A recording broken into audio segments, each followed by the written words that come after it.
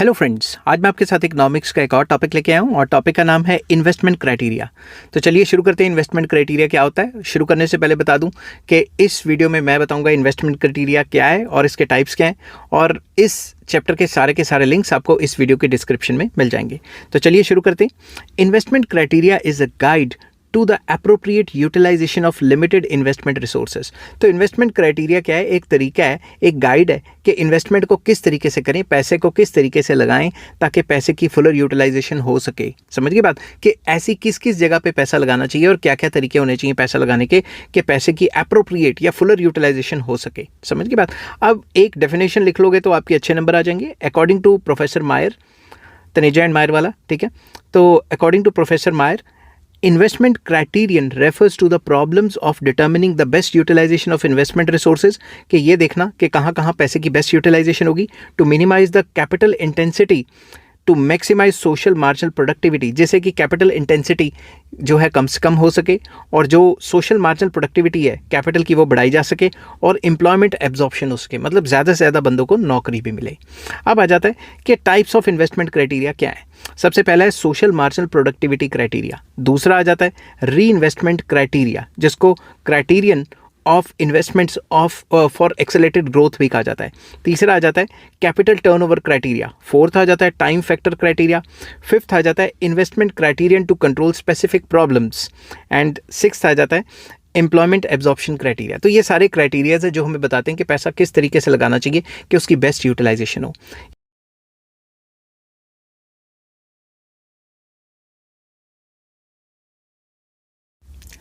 Hello friends, आज मैं आपके साथ इकोनॉमिक्स का एक और टॉपिक लेके आया हूँ। चैप्टर का नाम है इन्वेस्टमेंट क्राइटेरिया और इसका टॉपिक है सोशल मार्जिनल प्रोडक्टिविटी क्राइटेरिया।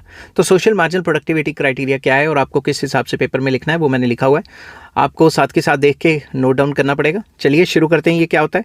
शुरू करने से पहले बता दूं कि इस चैप्टर के सारे लिंक्स आपको इस वीडियो के डिस्क्रिप्शन में मिल जाएंगे। तो चलिए शुरू करते हैं। Social marginal productivity criteria is a criterion of investment allocation. ये एक ऐसा क्राइटेरिया जो हमें बताता है कि पैसा किस किस तरीके से कैसे कैसे इन्वेस्ट करना चाहिए, ठीक है। This is based upon the view point of न्यो classical economist. ये जो पूरा का पूरा क्राइटेरिया है ये न्यो क्लासिकल जो इकोनॉमिस्ट थे उनके व्यूज़ के ऊपर डिपेंड करता है, या उन्होंने ही दिया एक टाइप का indirectly. It states that efficient allocation of the investment can be attend bye equating the marginal productivity of investment in its alternative uses. उनका ये मानना था कि हम ये देखें कि पैसा किस जगह पे सही जगह पे लग रहा है या नहीं लग रहा है। वो कैसे पता लगेगा? कि जितने भी ऑल्टरनेटिव्स हैं उनकी मार्जिनल प्रोडक्टिविटी देख लें। जिसकी मार्जिनल प्रोडक्टिविटी हाई है उस इन्वेस्टमेंट के ऊपर पैसा लगा दें, जिसकी मार्जिनल प्रोडक्टिविटी लो है वहाँ पे पैसा ना लगाएं। This criterion was propounded by A Kahn. कुछ लोग इसको काहन कहते हैं, इनको कुछ लोग कान कह देते हैं, एच साइलेंट कर लेते हैं। एंड होलिस बी चेनरी, ठीक है। ये दो बंदों के नाम लिखने बहुत ज़रूरी हैं क्योंकि टीचर को भी पता लगना चाहिए कि आपको पता है कि किस किस ने थ्योरी दी है। Social marginal productivity is defined as the total net contribution of the marginal unit of investment to national product, कि नेशनल प्रोडक्ट को जो लास्ट इन्वेस्टमेंट हुई है उससे कितना बढ़ावा है, कितना मार्जिनल चेंजेस आए हैं नेशनल प्रोडक्ट में।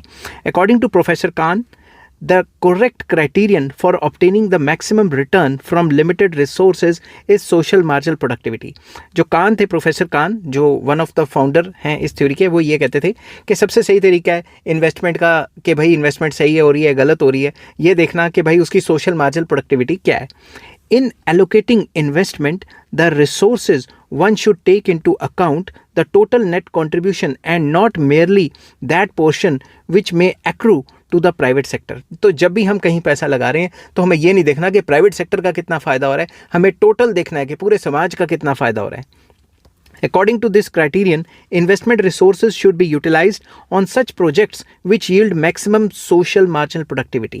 उनका ये मानना था इन्वेस्टमेंट ऐसी जगह पे करो जहाँ पे पूरे के पूरे देश की सोशल मार्जिनल प्रोडक्टिविटी हाई हो या फिर बढ़े, ठीक है। नेक्स्ट, प्रोफेसर चेनरी क्या कहते थे? Represents an improved version of this criterion. उन्होंने क्या कहा था? According to him, different activities of production should be accorded priority according to their social significance। जो प्रोफेसर चेनरी थे उन्होंने कहा कि भाई आपके पास 10 जगहें हैं पैसे लगाने की, आप सारी की सारी नोट डाउन कर लो और ये देखो कि सबसे इंपॉर्टेंट जगह कौन सी है जहाँ पैसा लगाना है, मतलब इंपॉर्टेंस के हिसाब से। उन्होंने कहा जो भी आपका प्रायोरिटी सेक्टर है पहले उसमें लगाओ, फिर बाकी सेक्टर में जाना, प्रायोरिटी के हिसाब से इन्वेस्टमेंट करनी है।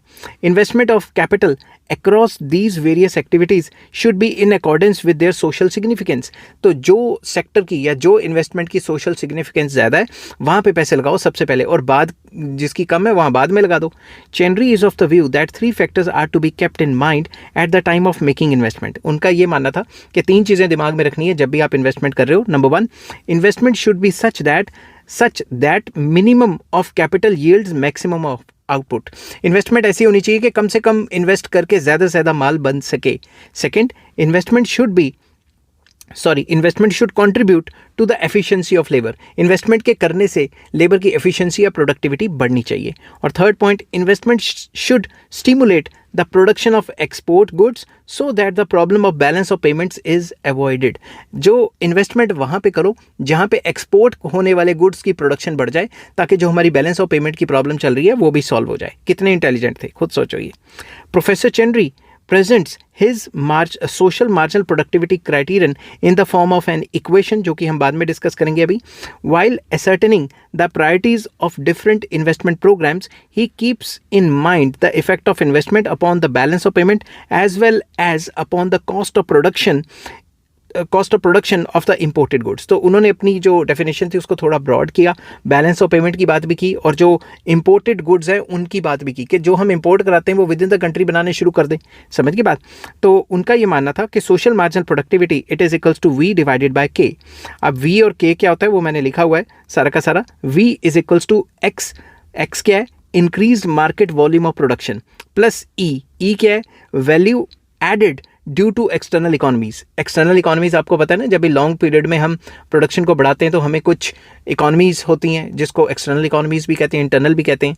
तो यहाँ पे उन्होंने एक्सटर्नल इकोनॉमीज की बात की हुई है. और MI क्या है? Cost of imported goods. के इंपोर्टेड गुड्स की कॉस्ट कितनी पड़ती है, इस सारे को एक्स और ई को प्लस करके इंपोर्टेड गुड्स की कॉस्ट को माइनस करें तो हमें क्या मिलता है? वी. तो V divided by K minus C. What is C? C का फॉर्मूला है L plus MD plus O. L क्या होता है? Cost of labour. MD क्या होता है? Cost of domestic output. And O क्या होता है? Overhead cost. जो ओवरहेड कॉस्ट हैं ये सारा मिला के C होता है. उसके बाद डिवाइडेड बाय क्या है? K क्या होता है? हमारी टोटल इन्वेस्टमेंट. प्लस BR क्या है? B into R. B है demand for foreign exchange and R है बैलेंस ऑफ पेमेंट का हमारा इक्विलिब्रियम क्या कह रहा है, and divided by K is investment. तो ओवरऑल उनकी जो पूरा का पूरा फॉर्मूला है वो है V divided by K minus C divided by K plus BR divided by K. मैं बच्चों को याद रखने के तरीके से एक बार बता देता हूँ कि नीचे K ही लिखना है मतलब इन्वेस्टमेंट, और ऊपर V, C और BR आएंगे. समझ की बात. तो इस तरीके से आप फॉर्मूले को याद कर सकते हो. फिर कंक्लूड करते हैं इसको. Thus, to ascertain the effect of investment upon social marginal productivity, we added up net value of output and increased value of output on account of external economies. तो external economies की वजह से net value of output को और increased value of output को add कर देंगे अगर, तो हमें पूरा का पूरा social marginal productivity मिल जाएगी. From this and the proportion of investment जो कि V by K है, we deduct the total cost. हम क्या करते हैं? V by K में से क्या करते हैं? जो टोटल कॉस्ट पड़ी है वो माइनस कर लेते हैं. कॉस्ट क्या पड़ी है हमारी? Cost of investment C by K and add up the proportion of balance of payments and investments. तो मतलब VK के अंदर BR plus V divided by K के अंदर BR प्लस K प्लस करना है, और ये जो कॉस्टिंग है वो माइनस करनी है.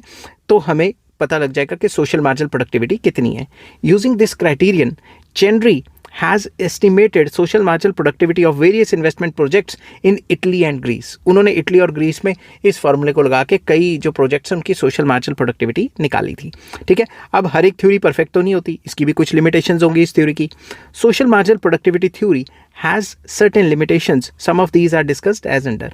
तो फर्स्ट आ जाता है, it ignores the multiplier effect. Very important. This criterion does not consider the future changes in income as a consequence of the present change in investment. कि आज के इन्वेस्टमेंट के चेंज करने से फ्यूचर में इन्वेस्टमेंट में क्या चेंजेस आएगा, ये थ्योरी इसको कंसीडर नहीं करती, मल्टीप्लायर को इग्नोर करती है. That is it ignores the multiplier effect of investment. Multiplier तो आपने मैक्रो में पढ़ा ही होगा ना, कि मल्टीप्लायर कहता है इन्वेस्टमेंट के बढ़ने से इनकम कितने गुना बढ़ जाती है. वो चीज़ ये थ्योरी नहीं बताती. Also it does not consider the possible changes in the nature and quality of productive resources. के जो प्रोडक्टिव रिसोर्सेज हैं उनका नेचर और क्वालिटी के बारे में डिस्कशन नहीं करती. नेक्स्ट आ जाता है वेग कंसेप्ट. ठीक है. ये क्या कहती है? एकस्टीन भी एक बहुत बड़े इकोनॉमिस्ट हुए हैं, ठीक है, अलग अलग प्रोनाउंसिएशन से इनको बुलाया जाता है। Eckstein is of the opinion that social marginal productivity criterion is a vague concept. वो कहते हैं ये तो ऐसी अलली फल्ली कंसेप्ट है, ठीक है। कैसे? It is difficult to correctly ascertain social cost and profits through market prices. वो कहते हैं हमें क्या सपना आ रहा है कि सोशल कॉस्ट कितनी लगी, एक प्रोडक्शन होती है उसके लिए समाज को क्या क्या कॉस्ट देनी पड़ी इन टर्म्स ऑफ पोल्यूशन वगैरह, कैसे मेजर करोगे? Accordingly it is difficult to make a precise estimate of social productivity of investment. Similarly वो ये कहते थे कि अगर हमें सोशल कॉस्ट के बारे में नहीं पता लगेगा तो सोशल प्रोडक्टिविटी कहाँ से निकाल पाएंगे, हम नहीं निकाल पाएंगे। थर्ड पॉइंट आ जाता है static. The social marginal productivity criterion is static, मतलब गिवन टाइम की बात करता है, टाइम के चेंज होने से क्या होगा वो नहीं बताता। Various parameters of criterion are concerned only with a given time period, कि गिवन टाइम पीरियड की थ्योरी है ये। In fact, the determinants of the economic growth, such as population, technology, etc., do not remain constant. These keep on changing over the time. और बाकी जो parameters है वो तो चेंज होते रहेंगे, पॉपुलेशन, मार्केट डिमांड, प्राइसेस, ऊपर नीचे, इन्फ्लेशन, सब कुछ चेंज होएगा। थ्योरी स्टैटिक है, ठीक है ना, तो ये तो कोई बात नहीं बनी, तो ये स्टैटिक थ्योरी के नाम पे इसकी बुराई कर दी।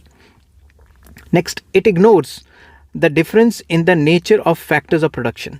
तो ये फैक्टर्स ऑफ प्रोडक्शन की जो नेचर है वो तो अलग अलग है, लेबर की नेचर अलग है, बाकियों की नेचर अलग है, लैंड की अलग है, उसको इग्नोर करती है। The criterion does not account for the differences in the nature and quality of factors of production. कैसे? Thus the impact of investment upon the entrepreneurship, efficiency of labour and propensity to consume is totally ignored in this criteria. तो इस criteria में ये तो बिल्कुल नहीं बताया गया कि जब भी हम पैसा लगा रहे हैं लैंड पे तो क्या असर होगा, लेबर पे तो क्या असर होगा, उसकी एफिशिएंसी बढ़ेगी नहीं बढ़ेगी, मार्जिनल प्रोपेंसिटी टू कंज्यूम, जो लेबर की जो कंजम्पशन लेवल्स हैं वो ऊपर होंगे नीचे होंगे, कुछ बात नहीं की इस थ्योरी में, ठीक है। नेक्स्ट आ जाता है application of tools of static analysis for analysing या एनालिसिस निकालना डायनेमिक प्रॉब्लम्स का। तो जो डायनेमिक प्रॉब्लम्स है उसके ऊपर हम स्टैटिक चीज़ें नहीं ना लगा सकते।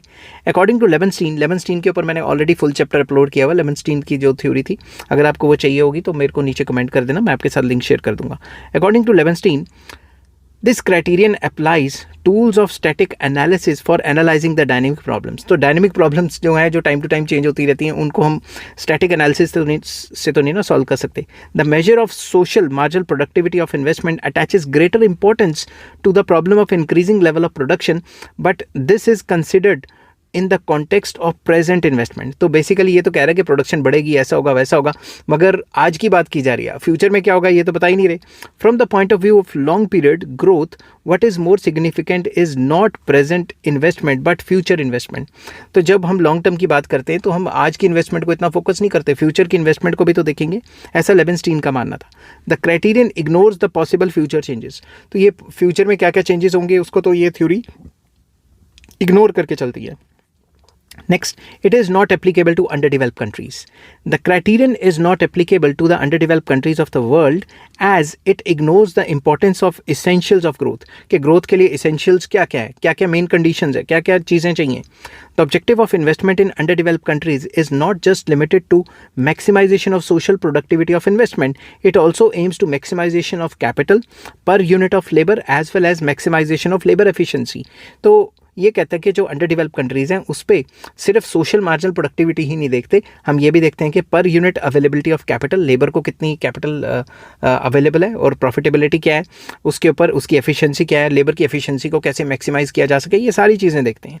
फिर आ जाता है प्रोडक्शन टेक्निक नॉट कांस्टेंट। ये पूरी थ्योरी मान के चलते है प्रोडक्शन टाइम गिवन टाइम पे तो कांस्टेंट ही रहेगी ना। This criterion assumes that the techniques of production remains constant. अभी की बात कर रहे हैं तो अभी तो कांस्टेंट ही रहेगी, but changes in production technique becomes essential with the changes in the time conditions and amount invested in the production. तो टेक्निक तो आपको पता ना चेंज होती रहती है, जैसे जैसे टाइम चेंज होगा टेक्निक भी चेंज होती रहेगी, टेक्निक चेंज होगी तो उस पर इन्वेस्टमेंट्स भी बढ़ जाएंगी, उस चीज़ को ये बताती नहीं है। Next, equal marginal productivity of capital. It is also wrong to assume that the marginal productivity of capital is constant across all the uses of capital. ये थ्योरी जब हम काफ़ी कॉम्प्रीहेंसिव वे में पढ़ते हैं तो ये थ्योरी एज्यूम करती है कि जो मार्जिनल प्रोडक्टिविटी ऑफ कैपिटल है वो अक्रॉस द जो कंपनीज़ हैं या अक्रॉस द यूजेज है वो सेम रहेगी। ऐसा होता नहीं है, समझ के बात। In reality it can be close to being equal in different uses, but due to technical reasons it can never be equal. तो टेक्निकल रीजंस के हिसाब से देखें तो मार्जिनल प्रोडक्टिविटी ऑफ कैपिटल जो है आसपास तो हो सकती है मगर एग्जैक्टली बराबर नहीं हो सकती, ठीक है। आई होप ये सोशल मार्जिनल प्रोडक्टिविटी थ्योरी आपको पसंद आई होगी। अगर पसंद आती है तो please like, share and subscribe. Next topic मैं आपके साथ डिस्कस करूंगा री investment criteria.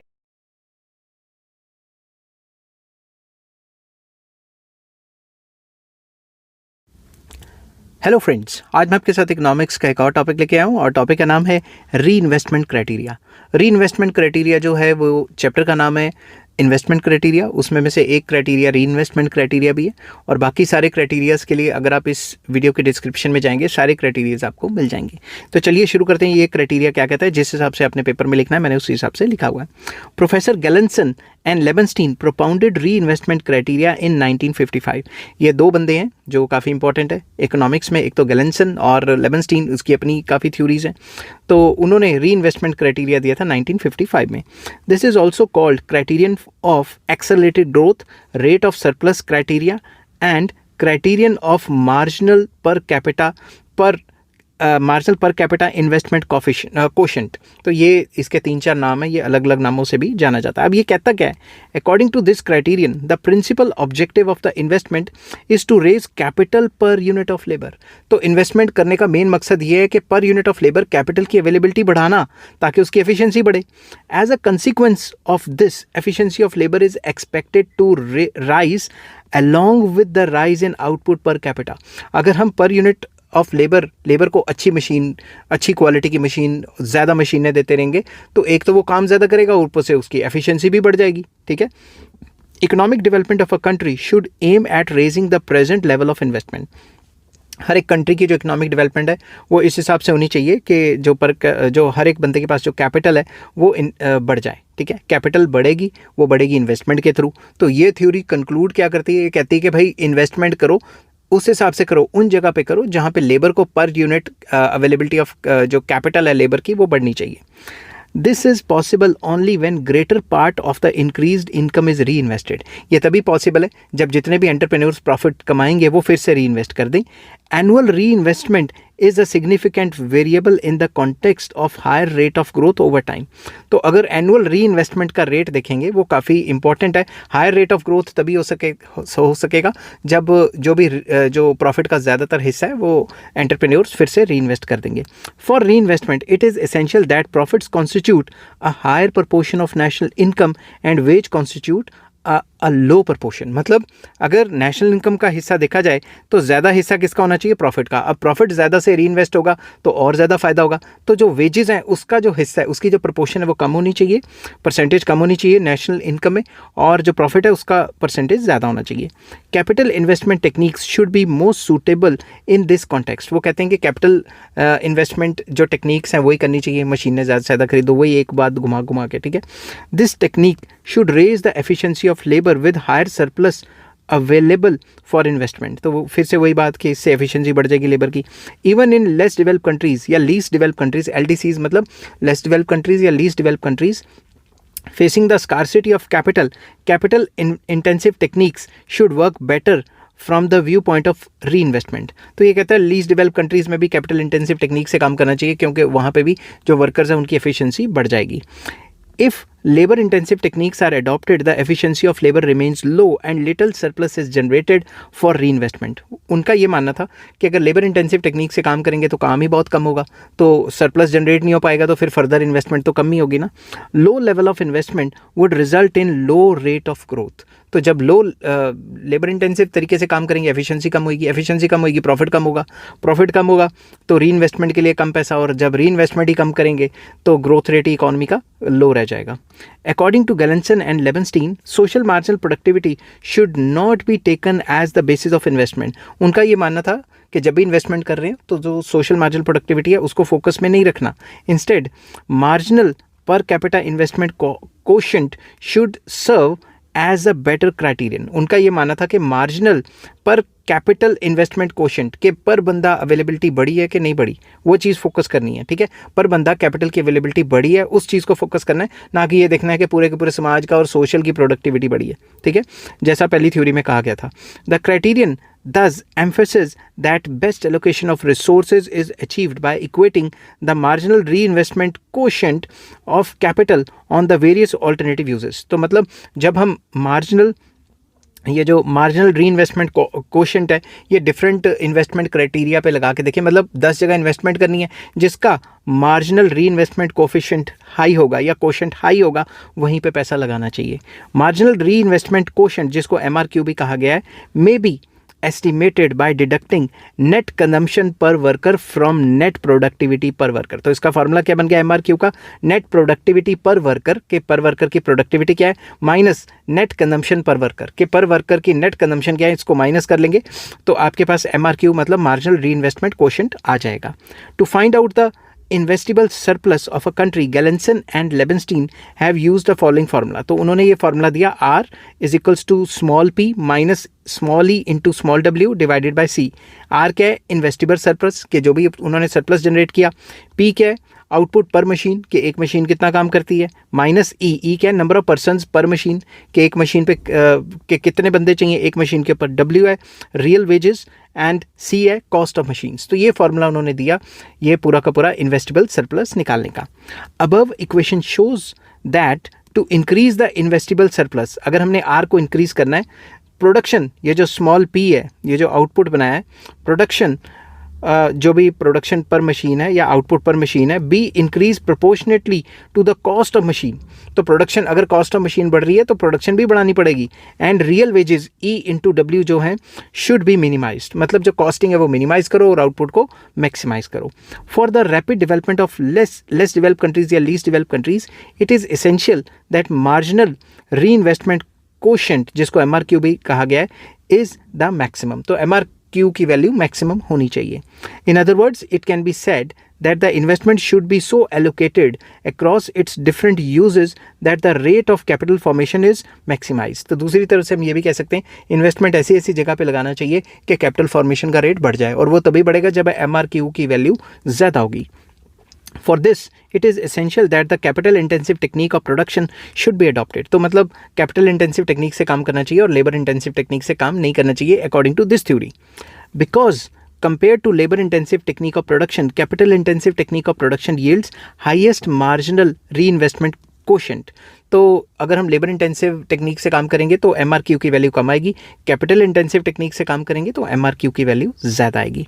For the rapid growth of developing economies, it is essential that the large scale investment programmes are initiated right from the beginning.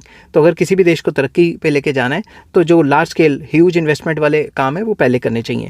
लेबेनस्टीन calls it critical minimum effort. Leibenstein ने यही कहा था, जो critical minimum effort की theory दी थी वो मैंने ऑलरेडी एक्सप्लेन की हुई है. अगर आपको वो चाहिए तो नीचे कमेंट कर देना, मैं आपके साथ लिंक शेयर कर दूंगा. In short, according to this criterion या क्राइटेरिया कुछ भी कह सकते हो, investment should be so distributed that the marginal per capita investment quotient is maximised. मतलब इन्वेस्टमेंट इस हिसाब से करो कि मार्जिनल MRQ ये जो है marginal per capita investment quotient है ये ज़्यादा आना चाहिए. अब जैसे हर एक थ्योरी की कोई ना कोई क्रिटिसिज्म होती है, इसकी भी क्रिटिसिज्म करते हैं. Some of the notable limitations of this criterion are as under. Number 1, wrong assumption. It is wrong to assume that high rate of reinvestment depends upon high rate of profit. ये wrong assume कर रहे हैं कि high rate of profit होगा तभी high rate of reinvestment होगा. अब profit हो गया और reinvest नहीं हुआ फिर. According to Professor A.K. Sen, high rate of growth does not entirely depend upon profitable investment projects. तो हाई रेट ऑफ ग्रोथ, जो कंट्री की जो ग्रोथ रेट है वो ज़रूरी नहीं है कि सिर्फ जो प्रॉफिटेबल इन्वेस्टमेंट्स है उसी पे डिपेंड करती है. Other things are equally important. कौन सी? Despite high rate of savings per unit of capital, major part of the income may goes to consumption if propensity to consume of the workers increase. Simple words में, अगर जो labourers हैं उनको तनख्वाह मिल रही है और वो कंज्यूम कर रहे हैं ज़्यादा से ज़्यादा, तभी तो प्रॉफिट जा रहा है. प्रॉफिट होएगा तभी तो री इन्वेस्ट करेगा. अगर सारे के सारे री इन्वेस्ट करने बैठ गए और कंजम्पशन गिर गई तो फिर बना किसके ले रहे हैं? Investment in such situations would be adversely affected. जब लोग कंज्यूम करना ही बंद कर देंगे, प्रोपेंसिटी टू सेव बढ़ गई, अपनी तनख्वाह का ज़्यादा परसेंट सेव ही कर रहे हैं और कंज्यूम नहीं कर रहे, तो फिर तो फ़ायदा क्या हुआ, मतलब कमाने का भी, और मार्केट में सामान ही नहीं बिकेगा तो वो फर्दर इन्वेस्टमेंट क्यों करेंगे? Second, it violets social welfare. This criterion violets the social welfare. ये क्या करती है, सिर्फ प्राइवेट सेक्टर को इंपॉर्टेंस देती है, प्रॉफिट के पीछे भागती है। It accord significance to the capital intensive technique of production which might aggravate the problem of unemployment and make distribution more skewed with the concentration of wealth. ये कहती है कि मशीनों से काम करो, अब जो अमीर होंगे वो तो और अमीर हो जाएंगे, अनएम्प्लॉयमेंट फैल जाएगी, ठीक है, और जो कॉन्सेंट्रेशन ऑफ वेल्थ है वो फ्यू हैंड्स में रह जाएगी। All this is not good from the social point of view. तो सोशल पॉइंट ऑफ व्यू से ये पूरी थ्योरी अच्छी नहीं है। नेक्स्ट आ जाता है capital deepening is not always desirable, कि हर एक वर्कर को ज़्यादा से ज़्यादा मशीनें दे दो और अच्छी की क्वालिटी की मशीनें दे दो, ऐसा हमेशा डिज़ायरेबल भी नहीं होता। It is also wrong to assume that capital deepening is always in assonance with the ideal allocation of investment. हम ये नहीं कह सकते कि हमेशा कैपिटल डीपनिंग या एक लेबर को अच्छी से अच्छी मशीन दे दो, यही इसी से हमारा देश तरक्की कर जाएगा, ठीक है। It is not essential that density of capital would always generate higher rate of profit and the consequently higher rate of saving. तो इससे ये भी नहीं कह सकते कि इससे हमेशा हायर रेट ऑफ प्रॉफिट होगा और उससे हायर रेट ऑफ सेविंग बढ़ेंगे, ये मतलब इसमें आपस में कोरिलेशन नहीं है। अब और भी कई फैक्टर्स हैं जो इसको असर डालती हैं। If capital is not judicially used profits may in fact fall. अगर कैपिटल को अच्छे तरीके से यूज़ नहीं करेंगे तो फिर प्रॉफिट तो गिरने हैं। The critic is of the opinion that with the deepening of capital per capita capital and production would of course increases, but per capita productivity of capital may fall, reducing the reinvestment capacity of the capital. तो अगर हमने किसी ऐसी जगह पे लगा लिया जहाँ पे हमने मशीनें तो खरीद ली मगर उसकी प्रोडक्टिविटी जो है लेबर की और जो कैपिटल की अपनी जो मशीन की प्रोडक्टिविटी है वो इतना ना बढ़ पाई, तो इन्वेस्टमेंट का पैसा ज़ाया चला जाएगा। समझ की बात। तो उससे री इन्वेस्टमेंट की कैपेबिलिटी पे या कैपेसिटी पे भी असर पड़ेगा। नेक्स्ट आ जाता है कैपिटल इंटेंसिव इंडस्ट्रीज़ में not yield larger investment. Capital intensive industries में क्या पता इतना इन्वेस्टमेंट ही ना होता हो जितना लेबर इंटेंसिव पे होता हो, ठीक है ना। तो अलग अलग इकोनॉमिस्ट का अपना अपना व्यू है, उन्होंने उस हिसाब से क्रिटिसाइज़ कर दिया। The assumption of the theory that capital intensive industries would always yield larger reinvestment is also not very convincing। कि जो capital intensive techniques है वो इतना पैसा कमा पाती हैं कि वो reinvest कर पाएँ, ऐसा भी convincing नहीं है। According to Oshima and in Asian countries, there are higher rate of reinvestment in textile industries compared to iron and steel industries, while the latter are more capital intensive। अगर Asian countries पे देखेंगे तो जो textile industries हैं उसके अंदर री investment का रेट काफ़ी ज़्यादा है, और अगर हम आयरन एंड स्टील के देखेंगे उसके अंदर तो कैपिटल इंटेंसिव ज़्यादा है, फिर भी उसमें री इन्वेस्टमेंट का रेट इतना ज़्यादा नहीं है जितना टेक्सटाइल इंडस्ट्रीज़ के अंदर है। तो अगर हम इस थ्योरी के हिसाब से चलें तो ये वाली चीज़ तो ये थ्योरी को जो है गलत प्रूव कर देती है। समझ की बात। नेक्स्ट आ जाता है wrong assumptions regarding propensity to consume out of wages. Very important. Dr. Bright is of the opinion that assumption of this criteria that workers do not save. Worker save नहीं करेंगे ये भी गलत है। वर्कर सारा का सारा पैसा उड़ा देंगे और वो सारा का सारा पैसा उड़ के वो किसकी जेब में चला जाएगा, जो कैपिटलिस्ट एंटरप्रेन्योर्स हैं उनकी जेब में चला जाएगा, ये भी गलत है।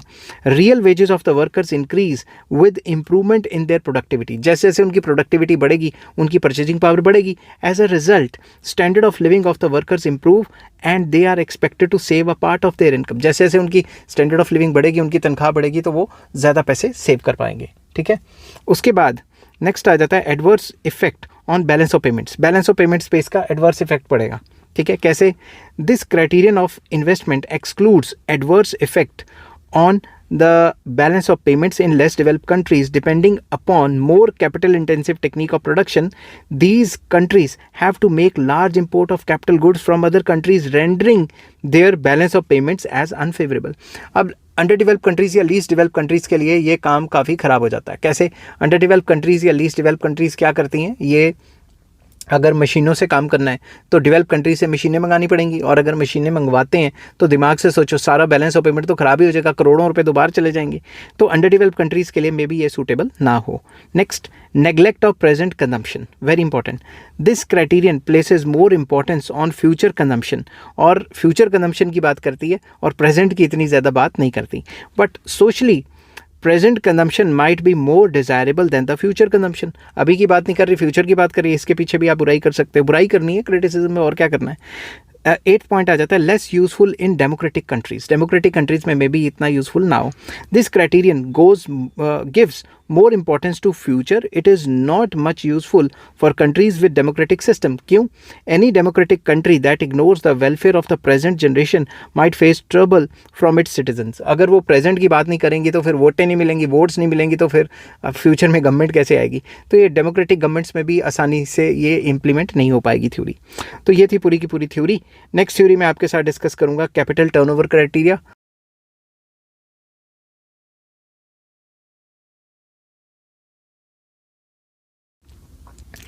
हेलो फ्रेंड्स, आज मैं आपके साथ इकोनॉमिक्स का एक और टॉपिक लेके आया हूँ और टॉपिक का नाम है कैपिटल टर्नओवर क्राइटेरिया या क्राइटेरियन, एक ही बात है।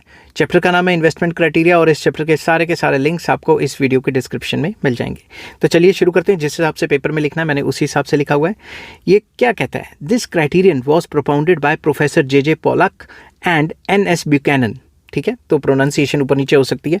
This is also known as factor endowment criterion, rate of turnover criterion, equal marginal productivity criterion और minimum capital output ratio criterion. तो इसके डिफरेंट नाम है, जिन जिन नाम से इसको पुकारा जाता है वो मैंने सारे लिख दिए। अब ये क्राइटेरिया कहता क्या है?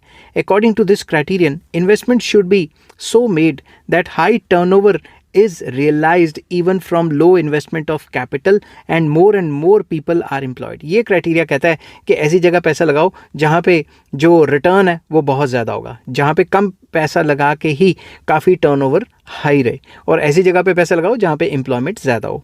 There is scarcity of capital in under develop countries. Under develop countries में जो पैसा है, कैपिटल है, पूंजी है, उसकी कमी होती है। So the labour intensive technique should be adopted. तो लेबर इंटेंसिव टेक्निक से काम करो अंडर डेवलप कंट्रीज में। Accordingly maximum output is to be realised from a unit of capital invested. तो उनका ये मानना था कि जो कैपिटल इन्वेस्टेड है वो ज़्यादा से ज़्यादा लेबर से काम करवाओ ताकि जो गिवन यूनिट ऑफ कैपिटल है उसका फुलर यूटिलाइजेशन हो सके। According to this criterion, such investment projects are to be selected so that the rate of capital turnover is maximise. तो ऐसी जगह पे पैसा लगाओ जहाँ पे कैपिटल टर्नओवर बहुत ज़्यादा हो, मतलब हल्का सा पैसा लगा के कई गुना ज़्यादा टर्नओवर आ गया, मतलब काफ़ी ज़्यादा फ़ायदा होना। 1 लाख रुपए लगाया 5 लाख रुपए बन गए, इस टाइप, समझ की बात। In other words capital output ratio is to be low. Capital output ratio मतलब कैपिटल डिवाइडेड बाय आउटपुट, ये लो होना चाहिए। कैपिटल मतलब मान लो 10 मशीनें और 10 ही आउटपुट बन रही है, तो काट के क्या है 1। अगर कैपिटल आउटपुट रेशियो मतलब कैपिटल क्या है 10 मशीनें और 1000 यूनिट बना रही है, तो आंसर कितना आएगा 0.0 समथिंग। तो मतलब जितना कैपिटल आउटपुट रेशियो लो होगा उतना ही फायदा रहेगा। The criterion states that investment resources are ideally distributed when marginal productivity of investment is equal across all uses of investment।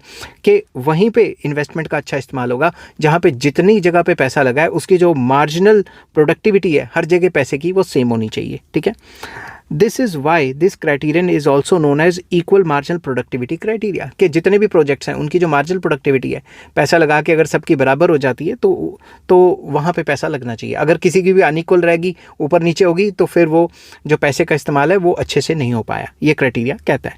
But इस क्राइटेरिया की कुछ लिमिटेशंस भी हैं। अब लिमिटेशंस क्या हैं ये डिस्कस कर लेते हैं। Some of the notable limitations of the capital turnover criteria are as under. सबसे पहला, इट इग्नोर्स टाइम एलिमेंट। इसने टाइम की तो बात ही नहीं की, शॉर्ट पीरियड है, लॉन्ग पीरियड है, क्या है, करंट है, प्रेजेंट है, किसकी है, कोई बात नहीं की। This criterion does not consider time element. ये टाइम एलिमेंट को तो कंसिडर ही नहीं करता। Generally high turnover projects have low capital output ratio in the short period. अगर शॉर्ट पीरियड में चलें तो जो हाई टर्नओवर वाले प्रोजेक्ट्स होते हैं जिनके ऊपर ज़्यादा पैसा लगना होता है, उसमें शॉर्ट टर्म में तो जो है लो कैपिटल आउटपुट रेशियो बनती है। मतलब अगर आप कहीं ज़्यादा पैसा लगा रहे हैं तो वो शॉर्ट टर्म में थोड़ी ना वापस आएगा। But not in the long period when profits are generally high. तो अगर आप बड़ा पैसा किसी ऐसे प्रोजेक्ट पे लगाते हो तो लॉन्ग टर्म में वो पैसा आता है। तो लॉन्ग टर्म में आएगा, शॉर्ट टर्म में आएगा, कितने टर्म में आएगा, इस थ्योरी ने ये डिस्कस ही नहीं किया। इसने टाइम पीरियड की बात ही नहीं की।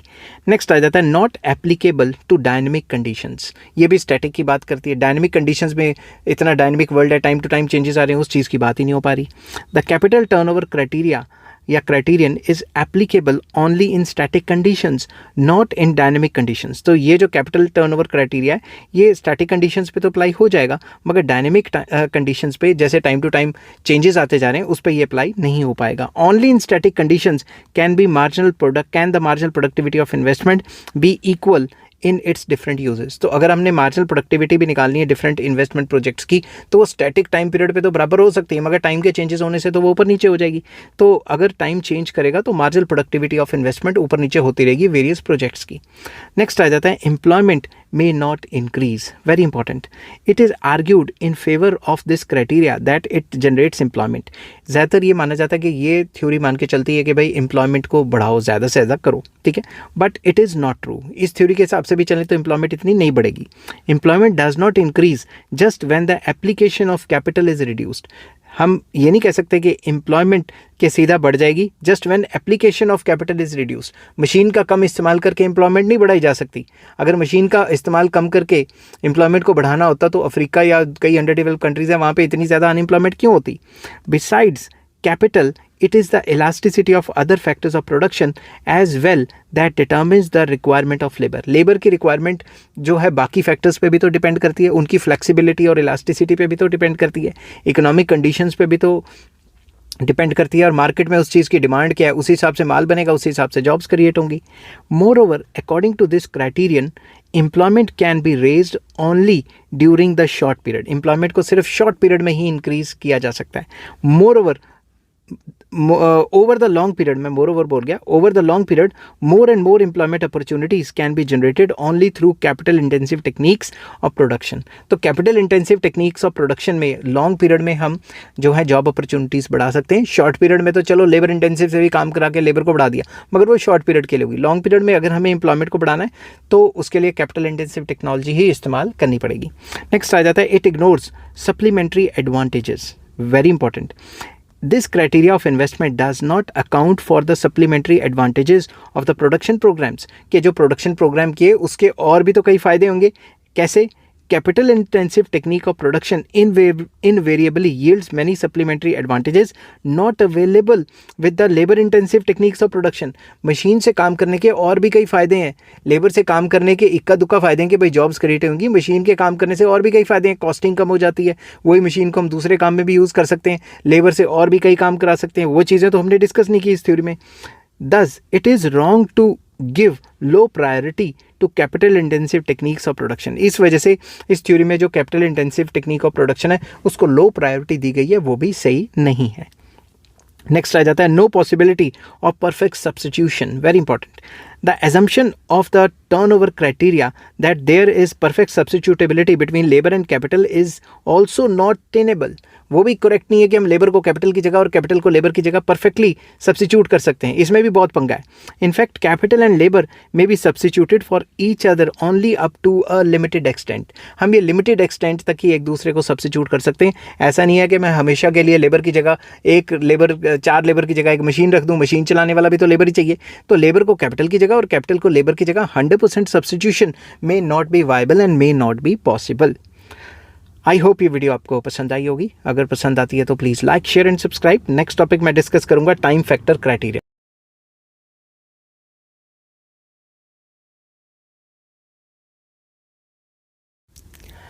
हेलो फ्रेंड्स, आज मैं आपके साथ इकोनॉमिक्स का एक और टॉपिक लेके आया हूँ और टॉपिक का नाम है टाइम फैक्टर क्राइटेरियन।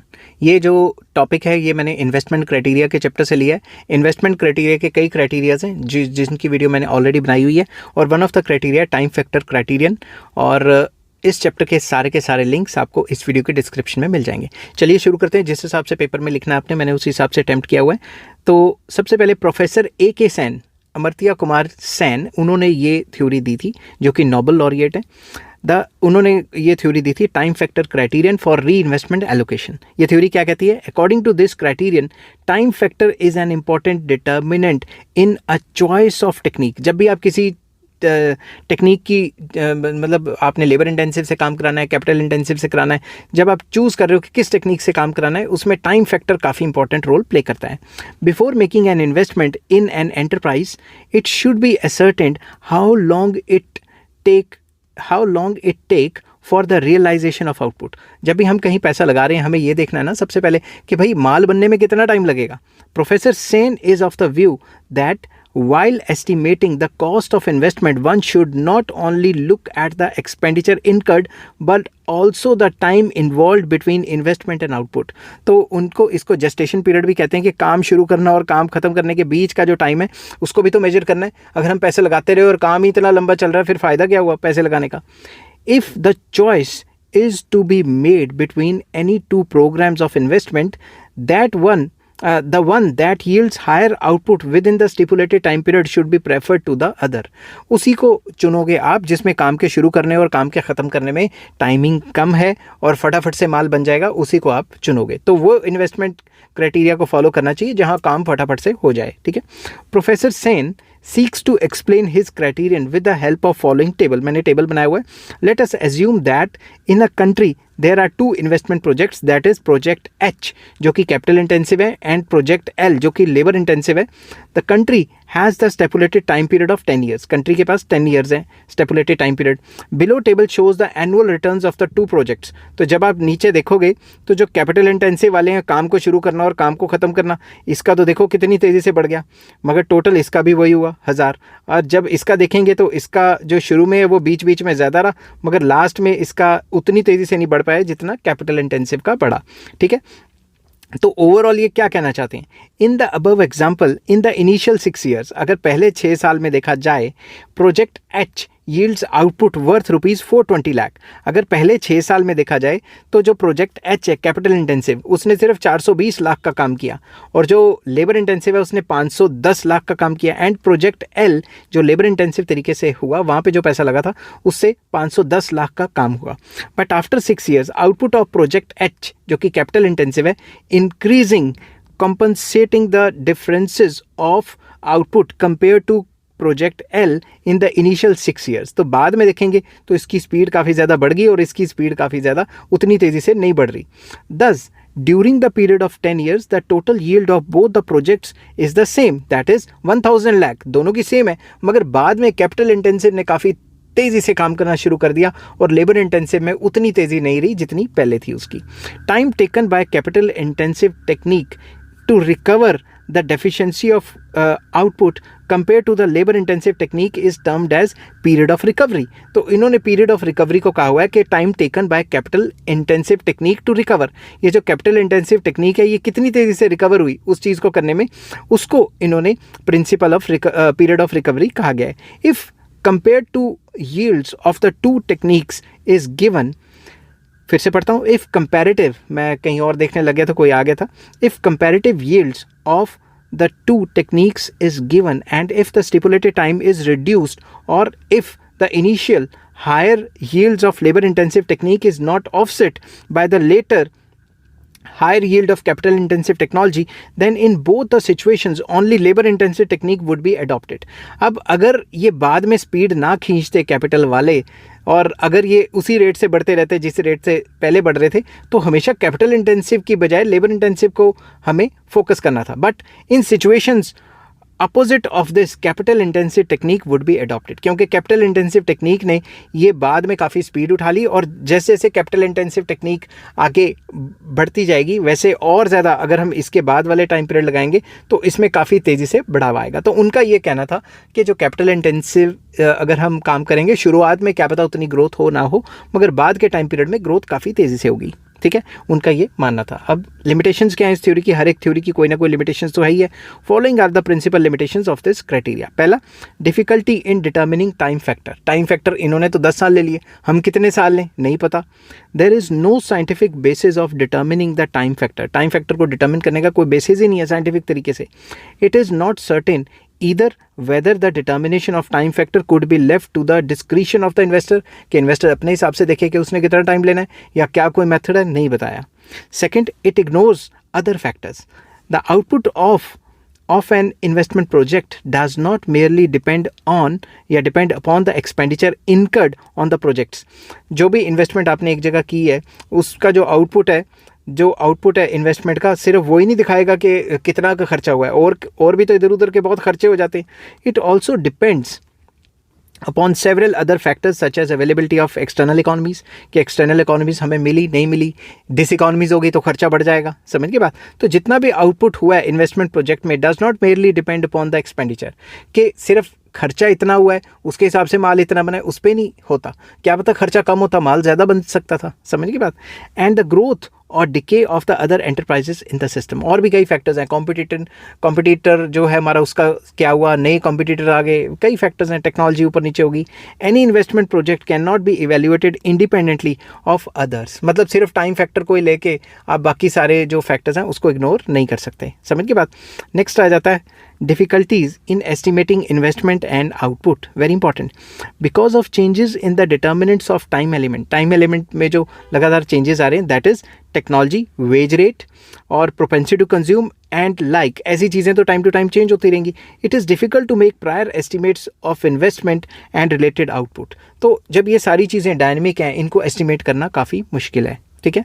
नेक्स्ट आ जाता है नथिंग न्यू, ये कोई नई बात तो है नहीं। Some economist are of the opinion that there is nothing new in this criterion if regeneration period is very short then this criterion will be similar to the factor endowment criteria. तो ये factor endowment criteria भी तो यही कहता है जहाँ पे आपके पैसे बन रहे हैं वो काम करो, समझ की बात, जिस फैक्टर से सस्ता काम हो रहा है वो ले लो। If the regeneration period is very long it will be similar to re investment criteria. तो अगर रीजनरेशन पीरियड काफ़ी लंबा होगा तो ये री इन्वेस्टमेंट क्राइटेरिया की तरह चला जाएगा। तो ये कोई नई थ्योरी नहीं है, कुछ लोगों का मानना है ये थ्योरी तो ऑलरेडी गिवन है, उसी को ही चेंज करके बना दिया। नेक्स्ट आ जाता है time limit arbitrary. In this criteria time limit has been set up arbitrarily, कितना टाइम पीरियड फिक्स करना है, कैसे करना है, कोई डिस्कशन नहीं की टाइम पीरियड के ऊपर, तो टाइम पीरियड आर्बिट्रेरीली फिक्स कर दिया गया AKSAN के थ्रू। आई होप ये वीडियो आपको पसंद आई होगी, अगर पसंद आती है तो please like share and subscribe. Next topic मैं डिस्कस करूंगा investment criterion to control specific problems. Till then take care, bye bye.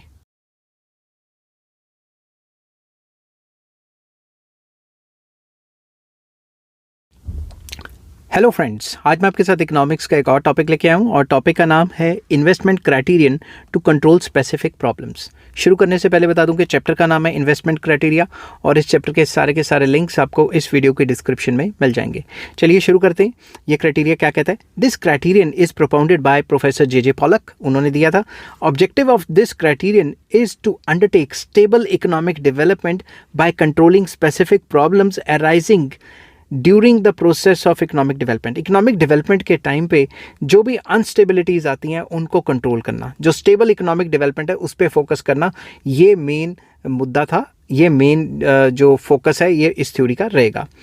In the early stages of economic development of under developed countries, UDCs मतलब under developed countries, there can be instability in the development due to unfavorable balance of payments, that is external imbalance, and due to inflationary pressures, that is internal imbalance। तो जब भी under developed country शुरू में develop होने की कोशिश करती है तो एक्सटर्नल इम्बैलेंसेज आ जाते हैं, जैसे बैलेंस ऑफ पेमेंट खराब हो गई, या फिर इंटरनल इम्बैलेंसेज आ जाते हैं जैसे कि प्राइस काफ़ी बढ़ गया। तो ये चीज़ें परेशान करती हैं हर एक अंडर डेवलप्ड कंट्री को। This criterion attempts to end this instability, ये क्राइटेरिया कहता है कि ये सारी इंस्टेबिलिटीज़ कैसे सॉल्व होंगी। तो सबसे पहले हेडिंग बनाइए external imbalance. There are two main causes of unfavorable balance of payments of a country, के external imbalance are related with जो unfavorable balance of payment है। balance of payment की unfavorable होने की दो मेन वजह बताई हुई हैं। Firstly, in the initial stages of development, the capital goods and raw material materials need to be imported in large quantity while exports are comparatively very little in quantity। तो जब भी इनिशियल स्टेजेस होती हैं development की तो बाहर से काफ़ी सारा मशीनें या रॉ मटेरियल इंपोर्ट कराना पड़ता है और उस हिसाब से हमारा एक्सपोर्ट काफ़ी कम होता है। Secondly, due to increase in monetary income there is increase in the demand for the foreign consumer goods या consumption goods causing a foreign exchange crisis। तो जब किसी भी कंट्री में डेवलपमेंट का प्रोसेस शुरू हो जाता है, वहाँ के लोगों की तनख्वाहें बढ़ जाती हैं तो वो बाहर के गुड्स खरीदने शुरू कर देते हैं जिससे कि इंपोर्ट्स बढ़ जाते हैं। इससे भी फॉरेन करेंसी की डिमांड चाहिए होती है, मतलब फॉरेन करेंसी चाहिए होती है, वो पैसा बाहर जाता रहता है। In this situation, investment policy should be so directed as to result in export promotion and import substitution to remedy the situation of unfavourable balance of payment. तो इस सिचुएशन को सॉल्व करने के लिए हमारी जो इन्वेस्टमेंट है वो इस हिसाब से होनी चाहिए कि एक्सपोर्ट प्रमोशन हो जाए और इंपोर्ट सब्सटीट्यूशन हो जाए। वो चीज़ें जो हम बाहर से इंपोर्ट कराते हैं वो विद इन द कंट्री बननी शुरू हो जाए और जो एक्सपोर्ट्स हैं वो प्रमोट हों। तो ऐसी जगह पे पैसे लगाने चाहिए। सेकेंड पॉइंट आ जाता है इसमें इन्फ्लेशनरी प्रेशर और एक्सटर्नल इम्बैलेंस। तो जब with in the country problem शुरू हो जाए जैसे महंगाई वगैरह की, तो कैसे डील करनी है। In the initial stages of economic development of underdeveloped countries, huge amount is invested by such large projects which have a long gestation period। मतलब जब भी हम इनिशियल स्टेजेस में होते हैं अंडर डेवलप कंट्रीज में डेवलपमेंट में, तो लार्ज स्केल के जो लार्ज प्रोजेक्ट्स हैं उनके अंदर पैसा लगाया जाता है और उनका जेस्टेशन पीरियड बहुत लंबा होता है। मतलब काम प्रोजेक्ट को शुरू करना और ख़त्म करने के बीच में गैप बहुत ज़्यादा होता है।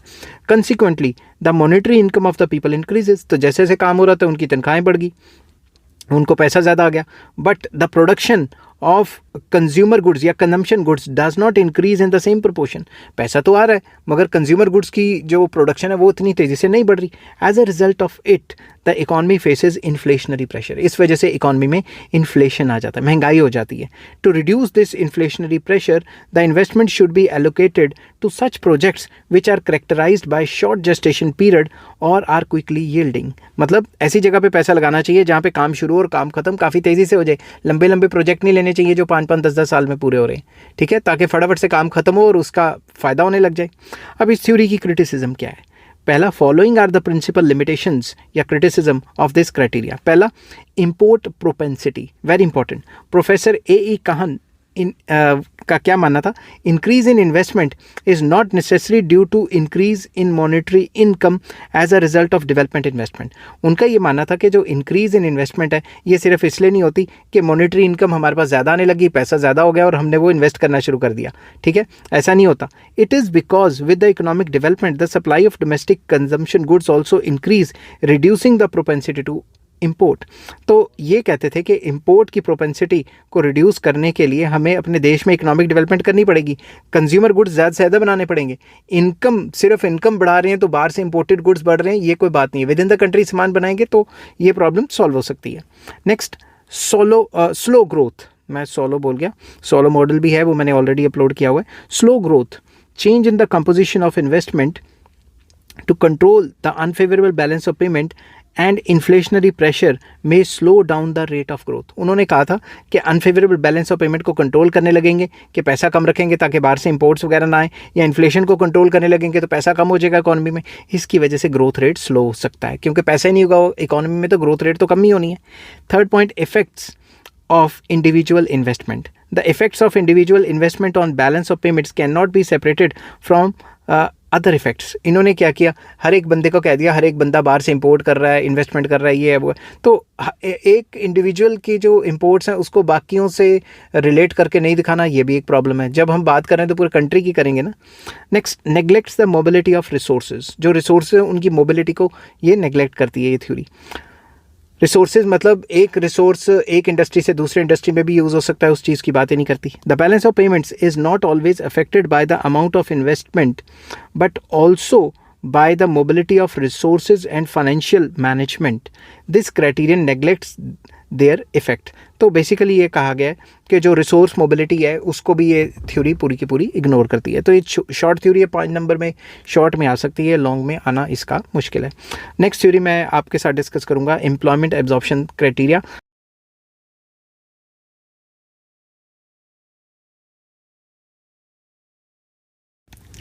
हेलो फ्रेंड्स, आज मैं आपके साथ इकोनॉमिक्स का एक और टॉपिक लेके आया हूँ और टॉपिक का नाम है एम्प्लॉयमेंट एब्जॉर्प्शन क्राइटेरिया। चैप्टर का नाम है इन्वेस्टमेंट क्राइटेरिया और इस चैप्टर के सारे लिंक्स आपको इस वीडियो के डिस्क्रिप्शन में मिल जाएंगे। चलिए शुरू करते हैं। क्राइटेरिया क्या कहता था? The employment absorption criterion has been propounded by professor Nurkse. Nurkse की थ्योरी मैंने ऑलरेडी अपलोड की हुई है, अगर आपको वो चाहिए होगी तो मुझे बता देना, मैं आपके साथ लिंक शेयर कर दूंगा। This criterion attempts to increase employment opportunities. ये क्राइटेरिया कहता है कि इन्वेस्टमेंट ऐसी जगह करो जहाँ पे एम्प्लॉयमेंट बढ़े। In most of the underdeveloped countries there is widespread unemployment, underemployment as well as disguised unemployment, particularly in agriculture sector. तो नर्क्स का तो ये मानना था ही कि अंडर डेवलप्ड कंट्रीज में अनएम्प्लॉयमेंट बहुत ज़्यादा होती है, अंडर एम्प्लॉयमेंट भी होती है और डिस्गाइज्ड एम्प्लॉयमेंट तो होती ही होती है। It is due to the shortage of capital and abundance of labour. और ऐसी अनएम्प्लॉयमेंट क्यों होती है? क्योंकि कैपिटल की बहुत कमी है और लेबर की सप्लाई बहुत ज़्यादा है। Professor Nurkse is of the opinion that in order to eliminate this unemployment, the investment policy should be so formulated as to increase the employment opportunities to greatest possible extent. तो उनका ये मानना था कि इस प्रॉब्लम को, unemployment की problem को सॉल्व करने के लिए इन्वेस्टमेंट ऐसी जगह पे करनी चाहिए जहाँ पे एम्प्लॉयमेंट अपॉर्चुनिटीज़ इंक्रीज हो जाएं। Capital saving and labor intensive projects should be allocated prior to achieve these objectives। तो ये है कि कैपिटल सेविंग टेक्निक्स यूज़ करनी चाहिए, लेबर कंज्यूमिंग टेक्निक से काम करना चाहिए, या लेबर इंटेंसिव प्रोजेक्ट्स पकड़ने चाहिए जिससे कि जॉब्स वगैरह जनरेट हो, एम्प्लॉयमेंट बढ़े। तभी तो इसका नाम है employment absorption criteria. This will result not only in increasing employment opportunities but also enable the use of disguised unemployment to increase production। तो इससे क्या होगा, जब हम एम्प्लॉयमेंट की एब्जॉर्प्शन करेंगे, पैसा ऐसी जगह लगाएंगे जहाँ पे जॉब्स क्रिएट होंगी, इससे अनएम्प्लॉयमेंट तो कम होगी ही होगी, जो डिस्गाइज्ड अनएम्प्लॉयमेंट है उसको भी हम कम कर सकते हैं। ठीक है, अब इस थ्योरी की criticism. Following are the principal limitations of this criterion. पहला, the labour productivity remains low due to the use of capital saving and labour intensive technique. अगर लेबर इंटेंसिव टेक्निक से काम करेंगे तो लेबर की प्रोडक्टिविटी तो लो है ना, एज़ कम्पेयर टू मशीन तो हाई नहीं ना हो सकती। तो लेबर की जो प्रोडक्टिविटी है, एफिशिएंसी है, वो काफ़ी कम रहती है। ये इसका पहला क्रिटिसिज्म है। दूसरा, labour intensive projects results in low rate of economic development. जो भी लेबर इंटेंसिव प्रोजेक्ट्स होते हैं उनसे जो इकोनॉमी की डेवलपमेंट है उतनी ज़्यादा नहीं होती जितना कैपिटल इंटेंसिव प्रोजेक्ट से होती है। Third, this criterion lays down more emphasis on increasing employment rather than production. ये पूरी थ्योरी में कहा गया एम्प्लॉयमेंट बढ़ाओ, एम्प्लॉयमेंट बढ़ाओ, एम्प्लॉयमेंट बढ़ाओ, ये तो कहा ही नहीं कि प्रोडक्शन बढ़ाओ। As such it is contrary to the objective of economic development. तो जब प्रोडक्शन ही नहीं बढ़ेगी, जीडीपी कहाँ से बढ़ जाएगी? तो ये तो डेवलपमेंट के अगेंस्ट जा रही है थ्योरी। समझ की बात। Next, it is doubtful whether this criterion may result in long run increase in employment। ये भी डाउट किया जाता है कि इस थ्योरी के हिसाब से चलें तो क्या पता लॉन्ग रन में एम्प्लॉयमेंट बढ़े ही ना, उल्टा कम हो जाए। And last criticism, it does not seem possible to increase production if investment is incurred on the basis of this criteria। अगर इस क्राइटेरिया के हिसाब से चलें तो प्रोडक्टिविटी कम होगी, तो कौन सा एंटरप्रेन्योर आगे आके अपना पैसा लगाना चाहेगा? कोई भी नहीं लगाएगा। तो इससे लॉन्ग टर्म में इन्वेस्टमेंट भी फुस हो जाएगी, मतलब नहीं हो पाएगी इकोनॉमी में। ठीक है, आई होप ये वीडियो आपको पसंद आई होगी। अगर पसंद आती है तो please like, share and subscribe. Take care, bye bye.